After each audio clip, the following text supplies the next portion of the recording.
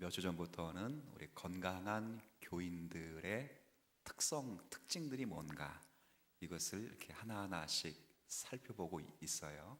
그러니까 교회를 다닌다라고 해서 그냥 성도 이렇게 말하는 것이 아니라 교회를 다니고 있는 성도인데 저 사람이 건강한가, 건강하지 않는가를 무엇으로 우리가 확인할 수 있는가 해서 10가지 특징을 우리가 지난 몇 주부터 쭉 살피고 있어요.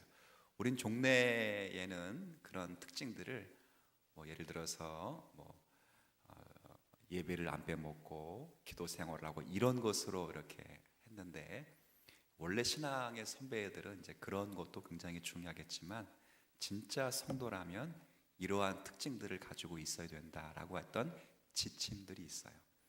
제가 오늘 10가지 나누어 드린 지침은 사실은 청교도인들의 지침들을 요약한 겁니다. 원래 조나단 에드워즈 같은 분은 조금 더 세심하게 아주 얇게 들어갔는데 거기에 견주어서는 그 정도는 아니지만 10가지 정도 우리가 특징들을 살펴보고 있는데, 지난번에 살폈던 특징은 건강한 교인의 세 번째 특징은 복음에 흠뻑 젖어 있다, 그렇죠? 그러니까 건강한 교인의 특징 중에 하나는 성도라면, 건강한 교인이라면 복음에 흠뻑 빠져 있는 성도라 이렇게 말씀드렸어요. 그래서 복음에 빠지려면 어떻게 해야 되는가를 몇 가지 말씀드리는 중에 특별히 가장 우선되고 기초되고 근간이 되는 것은 복음에 일단 빠지려면 복음을 먼저, 그렇죠. 그래서 제가 복음 그러면 아주 쉽게는 예수 그리스도라고 말씀을 하시는데, A4 용지 나눠주고 복음을 좀 써보세요 그러면 어느 누구도 교회를 십수년 수십 년 다녀도 복음의 내용을 잘 기록하시는 분이 거의 없어요. 그래서 제가 효과적으로 여러분이 복음의 내용을 말하고 적용하고 생각할 수 있도록 뼈대 4가지를 제공했잖아요. 그 뼈대는 기억하시겠어요? 첫 번째 뼈대 하나님, 그렇죠. 두 번째 뼈대 인간, 그렇죠. 세 번째 뼈대 그리스도, 그렇죠. 네 번째 뼈대 반응, 그렇죠. 믿음이라고 하는 거예요, 그렇죠. 하나님, 그러면 누가 우리를 만드셨는가? 우리는 누구에게 책임 있는가? 누구라고요? 하나님. 그 하나님 앞에서 두 번째, 우리는 어떻게 망가졌는가 할 때, 그렇죠? 우리는 어떤 존재가 되었는가 할 때, 그게 인간에 관한 내용이. 세 번째, 이런 인간에게 하나님이 마련하신 해결책은 무엇인가? 그 해결책이 뭐라고요? 그리스도. 그래서 이 해결책이 나의 것이 되려면 그 반응이 뭐라고요? 믿음, 오직 믿음으로 가는. 이 내용을 쭉 연결해서 지난주 아주 간략하게 제가 2, 3분 정도 이렇게 쭉 연결한 것 혹시 기억은 그러니까 여러분들이 하라 못하죠. 못하니까 제가 했던 걸 기억하셨을 거예요. 그래서 이거 정 안 되시면 이거라도 연습하시라 그랬잖아요. 이거 혹시 있으세요? 오늘 들어오시다가, 그렇죠. 우리 배 목사님 얼마나 훌륭하신지 여러분 보고 자유롭게 나눠 가져가세요 안 가져갈 거 뻔히 아시고 들어올 때 다 나눠줬다고. 이런 열정은 있어야 돼, 누군가에게. 그렇죠? 지금 이거 볼 건 아니지만 여러분들이 보세요. 제가 복음은 세상에서 필요해요, 구원받으려면. 그러나 교회도 마찬가지.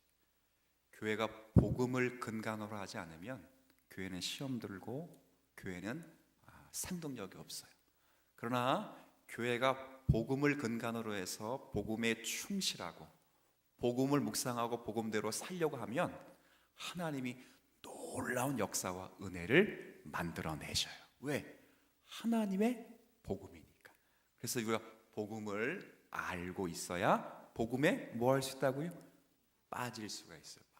그래서 오늘은 지난주 복음의 내용을 4가지 구조로 뼈대로 제가 설명을 드렸고, 놀랍게도 우리가 지난번에 로마서 강해를 끝냈는데 로마서 1장부터 4장의 뼈대가 바로 바울이 이 4개의 구조로 세우고 있다는 것을 확인해 볼 거예요. 오늘은 다시 구조 네 가지 한번 시작.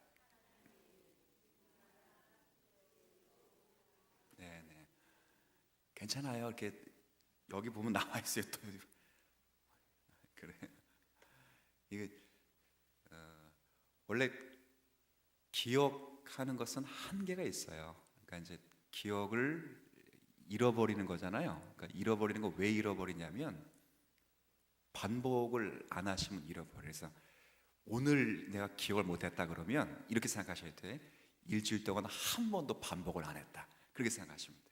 그런데 오늘 기억하신 분은 그래도 나는 조금 반복해 봤다. 그러니까 계속 잊지 않으시려면 반복하셔야 돼요. 그래서 로마서를 통해 확인할 것인데 로마서는 바울이 쓴 편지예요. 바울이 얼굴도 한 번도 보지 못했던 로마에 있는 그리스도인 그룹에게 바울 자신과 자신의 메시지를 소개하는 거예요. 그 메시지의 주된 내용이 바로 복음이에요. 복음. 그래서 로마서 1장은 바로 이렇게 시작해요. 이렇게. 자, 1장 한번 볼게요. 이제 자, 1장에 보면 자 2절 제가 읽습니다. 이 뭐는 그 로마서를 통해서 뭘 이야기하고 싶다는 거예요. 바울은 복음을 얘기하고. 그래서 1장부터 4장까지 그 뼈대를 가지고 이야기를 하고 있어요. 이 복음은 하나님이 선지자를 통하여 그의 아들에 관하여 성경에 미리 약속하신 것이라. 그의 아들에 관하여 말하자면 쭉 이야기했죠.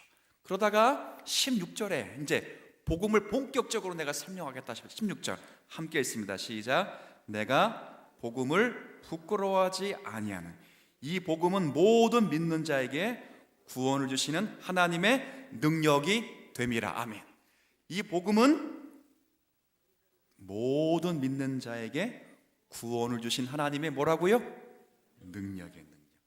그러니까 2절 이 복음은 16절 뭐라고요? 능력이라는 능력. 뭘 주시는 능력이에요? 사업 잘 되게 하시는 능력. 구원의 능력. 구원. 그러니까 사도 바울이 자신과 자신의 메시지를 소개하면서 이 복음을 설명해 주고 싶은데 이 복음은 하나님의 백성들을 구원해 내시는 하나님의 능력에 관한 이야기. 능력에 관한 그 능력에 관한 이야기가 누구에 관한 이야기라고요? 예수 그리스도. 네 가지 구조로 따지면 첫 번째 시작. 하나님, 인간, 그렇죠. 이제 구조는 이해됐어요? 구조 자체는 이해가 되셨어요? 제가 오죽 답답하면 이렇게까지 하겠습니까? 그죠? 그러니까 여러분 제 마음을 좀 이해해 주시면 좋겠어요. 저도 이렇게 설교하고 싶진 않죠. 그냥 편하게 설교하고 여러분들 아멘하고 받으시면 좋은데 이렇게까지 설교를 해서 여러분이 복음의 내용을 좀 알아야 되기 때문에 그렇게 하는 것 아니겠습니까? 그러니까 여러분들이 목사님이 자꾸 뭐 이렇게 하려고 하는가 이렇게 생각하셔도 좋지만 그러나 반드시 알고 넘어가야 될 내용이기 때문에 이렇게 하신다 말씀을 좀 드리는 거예요. 그래서 바로 여기에 이제 우리가 알고 있는 복음 전파의 구조를 세워가고 있음을 발견할 수 있어요. 그래서 로마서 1장부터 4장에 있는 바울의 그 진행을 우리가 살펴보면 돼요. 첫 번째, 아까 복음의 가장 첫 번째 내용은 누구? 하나님. 어떤 내용이냐면 누가 나를 지었는가? 자, 누가 나를 지었어요? 그러면 우리는 누구에게 책임이 있어요? 이 이야기가 복음의 첫 번째 이야기예요. 첫 번째. 다시 복음의 첫 번째 이야기는 누구에 관한 이야기라고요? 바울이 세운 이 구조예요. 그런데 누가 나를 만드셨는가? 그렇죠. 그렇기 때문에 우리는 누구에게 책임이 있는가? 그렇죠.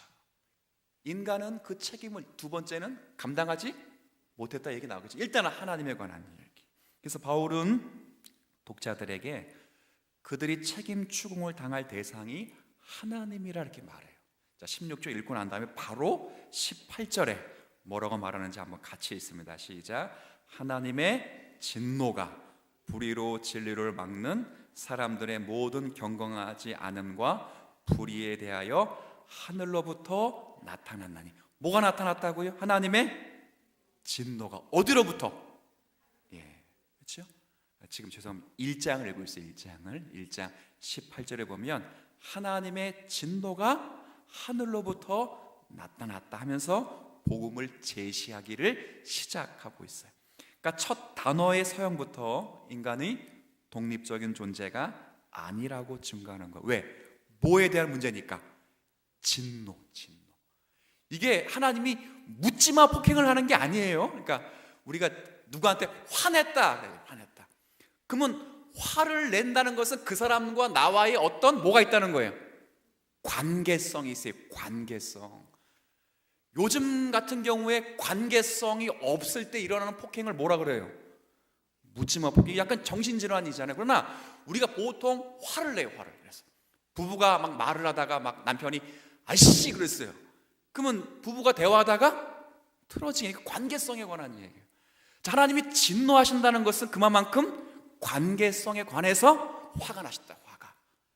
그 관계성에서 보면 화가 났는데 어디로부터 진노가 내려와요? 어디로부터? 그렇죠. 이거 종속된 관계래요. 종속된 관계. 하나님과 우리의 관계는 어떤 관계라고요? 종속. 진노라는 것은 관계성 안에서 발현되는 것이고, 그것이 하늘로부터 온다는 것은 그 관계가 어떤 관계라고요? 종속적 관계라고요.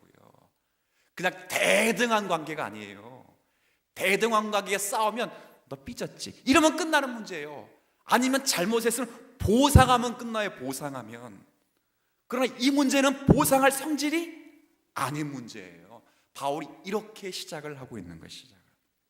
그래서 창조한 자가 우리가 아니고, 우리는 스스로 독립 동행의 존재도 아니고, 자기 행동에 대해서 자기에게만 책임질 수 있는 존재도 아니에요. 세상과 인간을 포함해서 그 안에 있는 모든 것을 지으신 분이 계신 그분이 하나님이시고, 그가 우리를 창조하셨기 때문에 우리는 마땅히 모든 피조물들은 그에 대해 뭐가 있다고요? 책임이 있어요. 책임. 그래서 21절에 뭐라고 다시 말하는지 보세요. 이 책임을 그들이 어떻게 하는지 21절 함께 1장 21절이에요. 시작. 하나님을 알되 아니하고 오히려 그 생각이 허망하여지며, 이 말을 바꿔 말해요. 봐요. 그 관계에서 인간이 해야 될 일이 뭐예요? 하나님을 원래는 뭐 했어야 되는 거예요?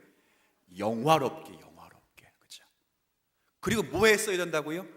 감사하는 거예요. 그러니까 이 관계, 종속적 관계 속에서 하나님이 우리에게 요구하시고 우리가 하나님께 해야 되는 것은 하나님을 영화롭게.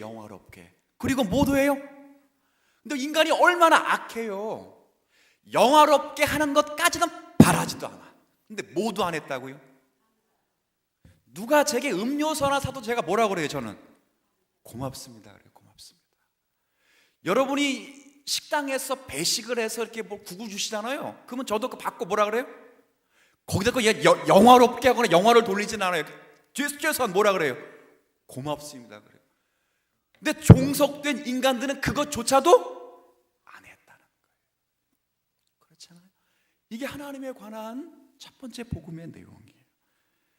그렇게 바울은 인류를 고발해요. 그들은 하나님께 영광을 돌리지도 감사하지도 않은 죄를 지었다.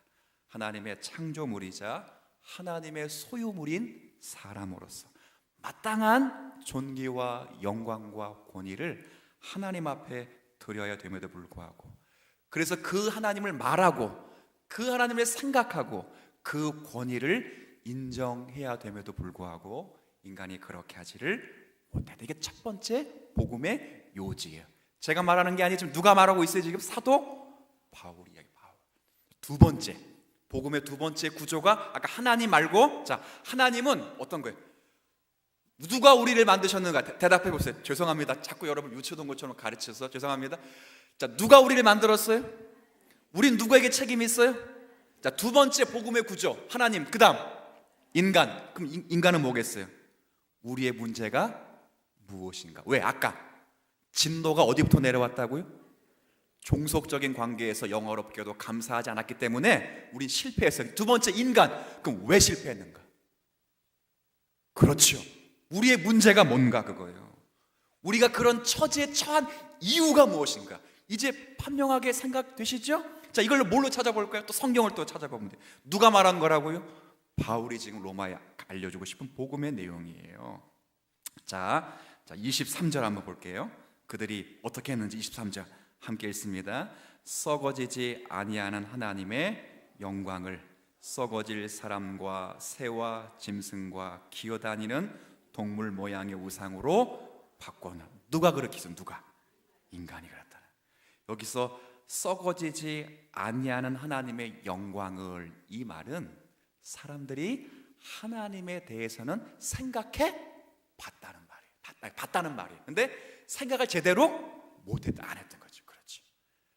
누구나 다 사람들이 신이 있을 것이라는 연역법적 말고 귀납법적으로 생각은 다 해요. 왜? 인류의 현상이 증명이 안 돼요. 진화론으로 이 세상이 증명됩니까? 진화론이 증명되면 제가 물어볼게요. 닭이 먼저예요? 달걀이 먼저예요? 이게 증명이 안 돼. 이 세상의 증명 자체가. 그러니까 우리는 귀납법적으로 어쩔 수 없이 신에 대한 개념을 가지고 있어요. 누구나 다. 그런데 그렇게 생각해 보고 내린 결론이 뭐예요? 썩지 아니할 영광을 어떻게 버렸다고요? 썩어질 사람의 형상과 영광으로 바꿔버렸고, 그 다음 어떤 형상으로? 새와 짐승과 기어다니는 동물 모양으로 바꿔. 얼마나 혐오스러운 이미지로 바꿔냈습니까? 제 얼굴을 그리는데 자, 목사님 얼굴을 닭으로 탁. 그러면 제가 그 얘기를 듣고 그 그림 보고 내 머리가 닭대가리라는 거야? 이렇게 해석할 거 아니에요, 그렇죠? 사람도 그런데 하나님이신 그분을 새의 모양으로 바꿔놓고 개구락지 모양으로, 개구리 모양으로 바꿔놓고, 이건 얼마나 하나님을 모욕하게 되는 거죠. 그렇죠? 이 모든 것은 하나님에 대한 모욕과 반항의 절정이고, 그 모든 것이 무엇 때문에 그렇다고요? 죄의 근원이고 본질이자 그 결과는 아주 끔찍한 거예요. 그래서 1장부터 그 이야기, 1장, 2장, 3장 그리고 4장에 같이 이 부분에서 바울은 모든 인류에 대항해서 모두가 다 죄인이라는 이야기를 해요. 그래서 1장은 이방인들은 죄인이다. 2장은 유대인들도 죄인이다. 그러니까 1장에 이방인들이 죄인이라 할 때 유대인들이 얼마나 박수 쳤겠어요. 과연 네, 그럼도 그럴 줄 알았다. 근데 너희들도 별반 다르지 않다. 그래서 2장 1절로 어떻게 시작해? 2장 1절 여러분 한번, 자 2장 1절 여러분 읽어주세요. 시작. 그러므로 남을 판단하는 사람이 유대인들이에요. 누구를 막론하고 네가 핑계하지 못할 것은 남을 판단하는 것으로 너도 저를 정죄함이니 판단하는 내가 같은 일을 행함이라. 그러니까 1장은 모든 사람이 다 죄인이라는, 이방 모든 사람, 개구리 우상 형상. 근데 2장은 누구도 하나님을 믿고 있는 너희도 왜? 복음이 없기 때문에, 하나님의 해결책을 갖고 있지 않기 때문에 너희도 마찬가지야. 너희는 낫느냐. 그래서 바울이 말하는 게 뭐, 제가 예전에 설교 한번 했죠. 이방인들은 율법 없이 개판을 치고 양심으로 개판을 치고, 그렇죠. 유대인은 뭘 가지고 개판을 친다고요? 율법 가지고 개판을 친다고요. 집에서 형제 둘이 싸우는 거예요. 막 싸우다가 니는 숙제 안 했지, 넌 숙제 막 그러다가 엄마가 하는 말, 숙제 하나 넣으면 다 똑같아, 막 그거 아니겠어요, 그렇죠? 그렇다는 거예요. 그래서 여기 3장 중반에 결론을 이렇게 내려요. 3장 중반에, 자 볼까? 결론을 9절 이게 결론의 결론. 자, 그러니까 인간에 대한 결론. 두 번째, 자 9절 여러분 읽어주세요. 3장 9절 시작. 그러면 다 그렇죠. 유대인이나 누구나 이방인이나, 그렇죠. 헬라 이방을 대표하고 있는 나라로서 특성이니, 그러니까 이 유대인이나 이방인이나 다 인간은 뭐 앞에 있다고요? 죄 앞에. 이게 누구의 상태예요? 우리의 상태. 그렇죠. 다시 이게 두 번째 복음의 요지예요. 자, 우리의 문제가 무엇인가? 죄에 대한 문제, 그렇죠. 왜 우리는 그런 곤고한 위치에 처할 수밖에 없는가? 죄 때문에. 여기 인간 중에 나은 사람이 있다고요? 없어요. 지금 저 예루살렘에서 하나님 잘 섬기고 있다고 생각하는 대제사장 그룹은 좀 나아요? 아니요. 법 없이 살 사람처럼 생겼던 참 멋있는 공자 같은 사람, 이런 사람 좀 나아요? 그렇지 않다고요. 모두가 다 죄 아래 있다. 이것이 인간을 향한 정의예요. 1번, 2번에 관한 복음에 관한 이야기 여기까지 했어요. 여기까지 들으면 자, 물어볼게요. 이게 복음이 아니에요. 복음이 될 수는 없지요. 하나님 앞에 우리가 책임이 있다. 왜 인간이 그런 처지에 있는 줄 아느냐? 너 왜 인간이 죄된 처지에 있는 줄 아냐? 이렇게 얘기하면 그것 자체로는 복음이 될 수는 없어요. 그렇죠? 근데 문제는 이걸 인지하면 복음이 돼요. 인지하면. 애들이 우리 집도 마찬가지예요. 그러니까 애들이 이렇게 놀다가 첫째는 뭐 부모님 잘 안 찾아요. 근데 둘째, 셋째 놀다가 지네끼리 해결한다면 꼭 누구 불러요? 엄마 불러. 그게 복음이에요. 지네끼리 해결이 안 된다는 것을 알아. 그제서야 누굴 불러요? 엄마를 부르죠. 끝까지 지네끼리 해결할 수 있다고 생각하면 해결을 못해요. 못한다. 근데 자기가 해결할 수 없을 때 딱 SOS를 치죠. 아빠, 엄마. 그러면 가면 해결이 돼야 안 돼요? 되죠. 지금 이거예요. 1번, 2번만큼은 우리가 과연 이게 복음일까? 라고 해서 거듭 감지하는 것은 옛날에 복음주의 한 분파에서는 1번, 2번을 버려버렸어요. 버려버렸다고. 그렇죠? 버리고 바로 3번으로 돌아갔어요. 근데 문제는 그렇게 들어가서 참 좋았는데 문제는 2번과 1번을 설명하지 않았기 때문에 인간 자체가 스스로 예수님을 스스로 선택할 수 있다는 잘못된 교리가 쭉 생겨요. 중요한 건 1번, 2번을 이야기를 이거 참 잘 되는 거예요. 굉장히 신학적으로 맞는 거예요. 제가 볼 때 그냥 사형리하고는 수준이 다른 차원에서 만들어요. 제가 교육은 안 가봤는데 면밀히 제가 살펴보니까 김남준 목사님이 워낙 이렇게 신학적으로 조예가 깊으신 분이거든요. 잘 맞는 거죠. 1번, 2번을 그 대신 우리가 뭐 하고 있어야 된다고요? 알고 있어야 이제 해결책이 생겨요. 3번, 이제 복음의 세 번째 내용은 누구에 관한 내용이라. 누구? 뭐에 관한 내용? 그리스도. 이게 뭐냐면 그러면 1번, 2번으로 인하여 우리의 문제는 그런데 이 해결책이 있습니까? 해결책이. 하나님은 이것을 어떻게 해결하기를 원하셨습니까? 그러면 답은 뭐라고요? 예수 그리스도예요. 예수 그리스도. 누가 하는 말이라고요? 사도 바울이죠. 그렇죠? 자, 볼까요? 이제 3장 오늘 본문이에요. 오늘 우리가 읽은 3장 21절. 자, 함께 3장 21절 여러분과 함께 제가 읽습니다. 시작. 이제는 율법 외에 하나님의 한 의가 나타났으니 율법과 선지자들에게 이미 증거를 받아. 모든 구약 성경들이 이것을 이야기했다. 율법도 이것을 말하고 있었고 율법에 기준하여 살지 못했던 선지자의 모든 꾸짖음들도 다 이것을 꾸짖고 있었다. 그게 뭐예요? 율법 외에 나타난 하나님의 의로우심. 이 말은 율법 외라는 것은 너희가 1번, 2번, 조금 전에 우리가 1번, 2번에 기준했던 것처럼 우리가 만들어낼 수 없고 우리가 찾을 수 없고 우리가 상상할 수 없고 우리가 가질 수 없는 것으로 만든 것, 그러니 하나님의 뭐예요? 의로우심이에요. 의로우심. 네 것 가지고 만들어봐, 내가 조금 있다가 도와줄게, 이러면 못 만들어요. 하나님의 의로우심. 자, 답은 알아요? 그 의로우심이 뭐라고요? 예수 그리스도예요. 그리스도. 한번 성경 말씀 계속 볼까요? 3장 24절 오늘 끝절을 읽었는 거. 끝절. 자, 어떻게 이 일이 가능하게 되는가? 어떻게 유죄가 아니라 무죄가 됐고 유죄 선고 대신 의인으로 인정될 수 있는가? 율법 외에 나타난 하나님의 의로움이 뭔가? 24절 결론 있습니다. 그리스도에 관한 결론 시작. 그리스도 예수 안에 있는 속량으로 말미암아 하나님의 은혜로 값없이 의롭다 하심을 얻은 자, 이걸 누가 마련하셨다고요? 하나님의 해결책이라고. 해결책. 그래서 하나님은 어떤 분이세요? 의로우신, 정의로우신 분이에요. 정의로우신. 하나님이 그렇게 만드신 그리스도 예수 안에 있는 속량으로 말미암아 하나님의 무엇으로? 은혜로. 그렇죠. 그리스도의 희생적인 죽음과 부활을 통해서 그의 피와 생명 때문에 죄인들이 마땅히 죄인된 선고를 받아서 우리는 다 죽어 멸망받을 수 없었지만 예수 그리스도의 구속의 은혜로 구원을 받은 거예요.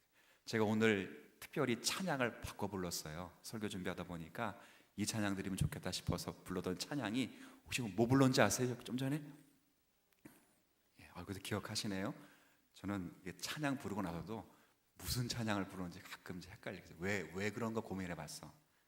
왜 그러냐면 찬양을 습관적으로 부르고 있어요. 습관적으로. 그러니까 찬양은 옛날에 목사님들 뭐라 말씀을, 저희를 가르쳤던 담임 목사님도 그렇게 말씀하셨어요. 찬양은 곡조 있는, 기도는 뭐 하면 안 돼요? 중언부언하면 안 되잖아요. 자기가 뭘 기도하는지 모르면 안 돼요. 방언하시는 분들이 좀 괴로우실 텐데, 방언하신 분도 본인이 알도록 하기 위해서는 통변의 은사를 받도록 기도하셔야 하니까. 아시겠어요? 그러니까 방언하시는 분 가운데 본인이 뭘 기도하는지 모르는 분이 있어요. 그럴 때는 통역의 은사까지 같이 달라고 그렇게 하세요. 이렇게 하시면 돼. 여하튼 중언부언 안 돼. 똑같은 원리로 곡조 있는 기도를 하면 찬송을 부를 때도 뜻없이 부르거나 가사의 의미를 이해하고 부르지 못하면, 이해하고 부르면, 이해하지 못하고 부르면 돼요, 안 돼요? 안 되죠. 오늘 제가 불렀던 찬양이 나의 죄를 씻기는 예수의 피밖에 없네. 다시 새롭게 하기도 예수의 피밖에 없네. 그렇죠. 예수의 흘린 피, 날 희게 하시니 귀하고 귀하다 예수의 피밥. 그러니까 우리가 하나님 앞에서 진노를 받을 수밖에 없는 우리지만 하나님의 구원과 은혜를 받을 수 있는 것은 하나님께서 마련하신 의로운 해결책이신 예수 그리스도의 피 흘리심으로 우리 모두가 구원받을 수 있는 은혜가 있는 줄 믿습니다. 마지막은 뭐라고요? 반응을 제가 그러니까 조금 표현이 그래서 오늘은 조금 수정할게요. 따라해 볼게요. 믿음. 똑같은 거예요. 근데 반응 그러니까 뭐 조건처럼 들려서 제가 믿음 이렇게, 왜냐면 믿음은 하나님의 선물이기 때문에 믿음으로 바꿔 말해도 돼요. 믿음입니다. 뭐냐? 하나님께서 마련하신 의로운 해결책이 내게 해결책이 정말 되려면 그 사실을, 그렇지. 뭐만 하면 된다고요? 믿기. 이것이 믿고 나서 마음대로 살라는 것이 아니라 인생이 할 수 있는 모든 것을 동원해서는 안 된다. 그런 의미에서 뭐만 하라는 거예요? 그건 누가 만드시는 거기 때문에 하나님이 만드실 수 있는 것이기 때문에 하나님만이 만드실 수 있는 것. 왜? 아까 첫 번째 하나님의 진노가 어디부터 내려왔다고요? 이건 하나님과 우리가 어떤 관계라고요? 종속적 관계이기 때문에 하나님만이 만드셔야 돼요. 우리는 그걸 뭐만 하면 돼요? 믿기만 하면 돼요. 믿기만. 아이들이 생일날 되면 부모가 뭐 사준다는 걸 믿어요? 그것 때문에 안 사줄 수가 없잖아요. 그렇죠? 그렇잖아요. 뭐 저희 집 얘기하는 게 아니고 보통 그렇잖아요. 그걸 기대하고 있어요. 그건 아이가 못 만들어요. 그 아이가 무슨 돈을 벌어서 하겠어요? 본인 스스로가 만들어줘요. 그래서 아이는 내 생일 되면 분명히 내가 원하는 장난감이라든가 케이크를 부모님이 사줄 걸 뭐예요? 믿어요. 그러니까 혼자 상상하는 거예요. 뭐 받겠다. 그렇지요? 똑같은 거예요. 우리 뭐만 하면 돼요? 믿기만. 3장 말미와 4장 초두가 그렇게 마지막 수단으로 연결돼요. 한번 읽어볼까요? 제가 하는 말이 아니니까 3장 22절. 자, 22절. 자, 여러분이 이제 읽어주세요. 시작. 곧 예수 그리스도를 믿음으로 말미암아 모든 믿는 자에게 미친 하나님의 은혜 차별이, 자, 예수 그리스도를 뭐함으로 말미암아요? 믿음으로. 이 구원이 어떻게 다른 사람들뿐 아니라 나에게 복된 소식이 될 수 있느냐? 어떻게 내가 그 은혜에 참여하게 되는가? 바로 예수 그리스도에 대한 믿음 때문이다. 다른 누군가가 아닌 그가 나를 구원하셨다는 것을 신뢰했기 때문에 그런 것이다. 그렇죠? 얼마나 감사한 믿음입니까? 4장 5절의 결론의 결론, 이 복음의 결론이 이제 마지막 4장 5절, 4장 5절이 5절, 4장 5절 여러분 같이 읽습니다. 시작. 이를 아니할지라도 경건하지 아니한 자를 의롭다 하시는 이를 믿는 자에게 그의 믿음을 의롭다고 여기신다. 누가? 그렇죠. 다시 4번 복음은 다시 어디로 돌아가요? 마지막으로 또 하나님으로 돌아가는 거예요.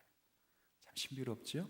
소요리 문답 1문 1답, 마지막 107문이 다시 1문으로 돌아가듯이 사도행전의 첫 번째 고백이 마지막 고백으로 끝나는 것이 아니라 마지막 고백이 첫 번째 고백으로 돌아가듯이 죽음이 6가지 간구가 첫 번째 간구 6째 간구로 마치는 것이 아니라 다시 첫 번째 고백으로 돌아가듯이 이렇게 지금 복음이 다시 하나님을 향하고 있어요. 향하고 얼마나 은혜로운지 몰라요.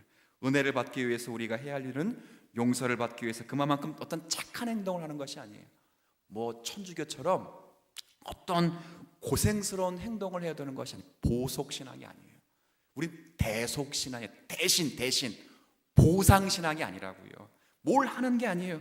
단지 나의 죄를 용서해 주시기 위해서 예수님께서 오셨고 사셨고 죽으셨고 부활하셨고 지금 하늘 보좌 우편에서 저와 여러분을 위하여 기도하고 중보하고 계신 사실을 뭐 하기만 하면 된다고요? 믿기만 하라. 물론 이 믿음의 문제를 사도 바울은 에베소서에 다시 설명해요. 이 믿음이 나의 공로냐 아니라는 것을 에베소서와 갈라디아 다시 설명할 거라. 근데 오늘은 거기 문제는 아니에요. 이 믿음은 답은 알아요. 하나님이 뭐라고요? 선물이라는 걸 알아요. 하나님의 선물. 그건 여러분이 답을 알기 때문에 제가 그 설명은 드리지 않아요. 근데 마지막 반응은 뭘로 응답해야 돼요? 믿음으로. 똑같아요. 지금도 예수 그리스도 안에서 구속함을 받는 저와 여러분이 똑같이 하늘 보좌 앞에 담대히 나아가면 여러분이 지은 죄, 여러분의 앞에 하나님 앞에 살지 못하는 죄, 하나님이 그리스도 예수 안에서 다 죄 용서해 주실 것을 믿으십시오. 믿는. 담대나. 두려워할 필요가 없어요. 두려워할 필요 없다고. 두려워하는 사람들은 지금 복음을 잘 모르는 거예요. 정말 모르는 거예요. 물론 얼굴 쫙 철판 깔고 뭐 뻔뻔하게 나오라 그런 이야기하는 거지 안 하잖아요. 숨거나 도망가지 말라는 거예요. 하나님이 그 크신 은혜가 얼마나 귀한가를 알았고 정말 자유롭게 기쁨과 감사와 감격으로 주 앞에 나가면 주님이 여러분을 안고 당신이 마련하신 해결책을 안고 그 의로우심으로 당신의 영광과 기쁨을 여러분을 통해서 받으신다고요. 이 은혜가 우리 가운데 있어요. 이 복음 위에 뭐가 세워졌어요?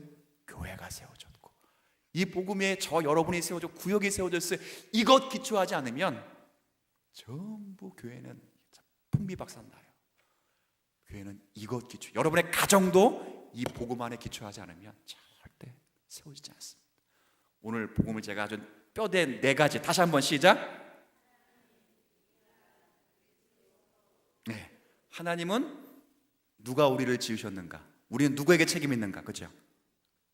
인간은 근데 우리의 문제는 뭐냐? 왜 우리가 이 모양 이 꼴이 됐는가? 그렇죠? 그렇죠. 인간의 죄.